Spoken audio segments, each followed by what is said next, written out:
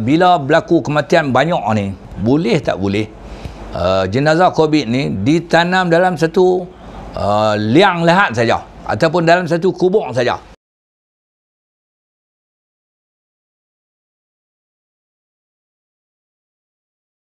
Ni musim COVID-19 semakin mencanak tinggi dan bilangan kematian pun dah lebih 10,000 dah di Malaysia pada ketika ini. Sejak akhir ini bilangan kematian harian pun meningkat sampai ratus-ratus. Mana tak ramai lah. Bila berlaku kematian yang terlampau banyak ni, boleh tak boleh jenazah COVID ni ditanam dalam satu liang lahat saja ataupun dalam satu kubur saja? Secara umum, tentang hukum fiqh dulu, ittifaq ulama, iaitu persepakatan para ulama, mereka mengatakan bahawa haram hukumnya dua jenazah dikuburkan dalam satu liang dalam keadaan yang biasa. Saja-sajalah, maksud saja-saja kita nak pergi tanam mayat tu, tak kira lah sama ada COVID ke tak COVID ke, saja-saja nak pergi tanam, batal-batal malas nak korek liang kerak-kerak, minta korek sedih dah lah, buh semua sekali, maka hukumnya haram. Apa maksud haram? Artinya orang yang korek kubur tu pibuh mayat 2 dan lebih berdosa buat lagu tu. Orang yang suruh pun berdosa, orang yang tolong pun berdosa. Kerana apa? Kerana berlaku pengebumian beramai-ramai dalam satu lubang kubur. Hukumnya adalah haram dalam keadaan yang biasa.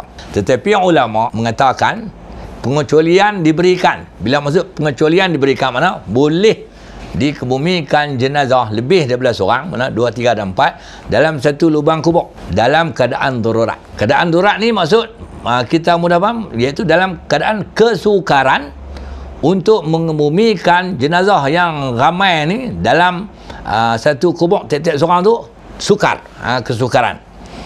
Kesukaran tu apabila mayat terlampau banyak, mayat terlampau banyak, macam kes tsunami tu dulu, orang mati kebakaran ramai-ramai, terlampau banyak, mati lemah ramai-ramai. Bila mayat terlampau banyak, termasuklah orang yang mati kena wabak penyakit, penyakit taun, dan termasuklah ni kita kata COVID lah.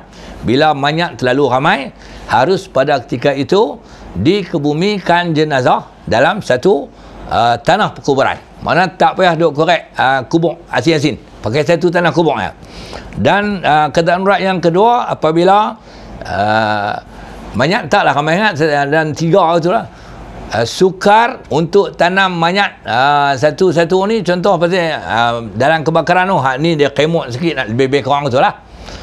Tu contoh darurat. Yang ketiganya, masalah nak mendapatkan penggali kubur. Kalau mati sampai 7 orang, orang gali kubur ni dia dalam 2 orang lah. Terang nak siap 7, ambil masa tu. Dan mereka pun tak larat, memang tak larat. Kesukaran untuk mendapatkan penggali kubur. Biasa dalam kehidupan kita sekarang ni, orang pakai backhoe lah, orang kena panggil backhoe. Dalam keadaan ramai-ramai sampai 5-6 orang, 7-8 orang tak korek satu-satu liang pasal apa? Sukar untuk mendapatkan khidmat penggali kubur. Dan keadaan darurat yang keempat, contoh dia punya satu kawasan kubur yang terlampau sempit. Biasanya berlaku dalam kawasan-kawasan bandar lah, yang terlampau sempit, sehingga kalau buat satu-satu tu mungkin tak ada dah, pasal banyak yang mati terlampau banyak. Tetapi walaupun boleh dalam keadaan darurat itu boleh ditanam mayat ni beramai-ramai, tetapi dia kata kena buat pemisah. Kena buat pemisah di antara satu mayat ke satu mayat. Pemisah maksud apa? Kita kata mayat ni tak tanah satu, lepas tu kena pisah dengan tanah. Lepas tu tak ni pisah dengan tanah. Tak mayat dulu, lepas tu buh tanah, lepas tu buh mayat sini, buh tanah gitu lah. Dalam konteks kita sekarang ni, kalau orang buh mayat dalam kandar lagi senang lah. Bubuh mayat dalam kandar, kandar tu telah dipisahkan, cuma di antara kandar dengan kandar tu buh tanah. Dipisahkan satu-satu tu, akhirnya ditimbuhkan sekali. Tu satu. Kemudian apabila mayat ditanam dalam keadaan darurat itu, dalam darurat itu, contoh mayat COVID lah ni orang tanya ni, kalau mayat COVID ni nak dikebumikan di satu tempat, contoh satu keluarga lah kata senang, satu keluarga mati dalam masa yang dekat-dekat, pukul 7 seorang, pukul 8 seorang, 8.30 seorang, satu keluarga 6 orang. Takkan nak kebumi 6 hari turut-turut? Dikebumi pada hari yang sama tu keluarga tu. Maka boleh tak boleh dikebumikan dalam satu kubur ataupun dalam satu lubang kubur? Jawabnya boleh, dengan syarat yang saya sebut tadi lah. Sebab dia dikira darurat. Yang pertama, orang nak korek kubur mana ada, nak korek sampai 6 kali. Satu. Yang kedua apa, mayat terlampau banyak. Yang kedua kesukaran untuk nak buh satu-satu, tapi buat bagi pemisah. Bagi pemisah. Yang berikutnya dalam keadaan pengebumian yang ramai-ramai gitu, maka di antara adab cara nak mengebumikan mayat ni, sebab dia tanah itu, maka letak hak paling depan sekali, mau menghadap kiblat kepada yang laki-laki. Laki-laki. Kalau semua laki-laki, yang paling depan duduk tu adalah yang paling tua ataupun yang paling fasih, yang paling pandai baca Quran, hafiz Quran dan sebagainya, dia duduk depan.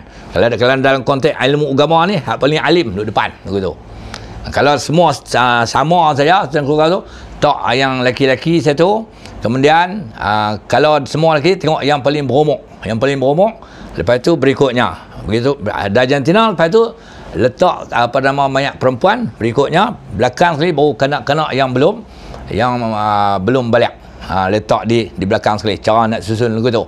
Jadi secara umumnya saya mengatakan bahawa harus hukumnya dikuburkan beramai-ramai jenazah mati COVID ni kalau dalam keadaan darurat.